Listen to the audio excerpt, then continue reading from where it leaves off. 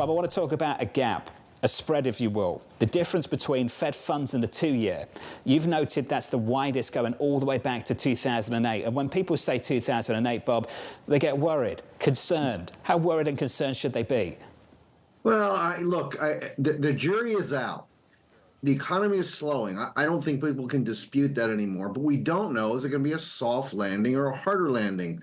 And look, that's, in my view, out of the Fed's control. The Fed, what he does in the next few meetings will impact the economy later. So it's already cooked and we just don't know. So if you want to be fearful, pretend there's going to be a hard landing. Not out of the question. The consumer's slowing. You're seeing it all over the place, but we just don't know how slow they're going to get. That's the problem. Well, play best guess with me now. Let's take that spread. You've got Fed funds up here and the 2-year down here. How do you expect that to close? Is it the 2-year yield coming up to Fed funds coming down, the two meeting each other? What's that going to look like? Look, the Fed's going to lower rates. The chairman will make that clear today.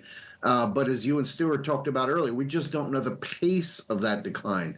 You recollected appropriately, January 1st, we're going to get 6 cuts this year. Oh, no, it's going to be 7. Well, here we are, and we haven't seen one yet. And so I think it'll be slow but deliberate, and the language will be, we'll watch very carefully. Look, inflation, remember, is still 2.8. It's not 2. So they have to have their one eye on that corner of the world, too, as they, on the other hand, begin to fight this emerging economic slowdown. Bob, we've rallied into this story. We've noted that the equal weight S&P 500 has printed a couple of all-time highs so far this week. We've seen the leadership come from the small caps at times once again. With that in mind, are we more at risk of this data coming in weaker all over again on September 6th? I absolutely agree. That's the question mark, and that is the risk.